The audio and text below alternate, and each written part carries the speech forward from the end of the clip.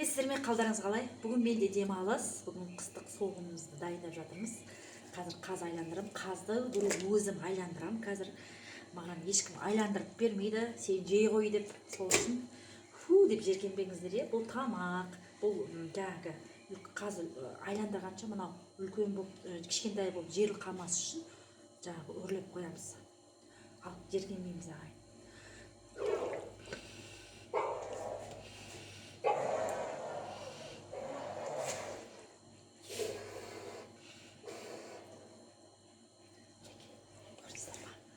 Байлап, ойбай сен қазы жей қой деп маған ешкім әкеп бермейді. Сол үшін өзіміз дайындап қыстыққа осылай айландырып аламын. Қазір айландырғанды түсіремін ағайын.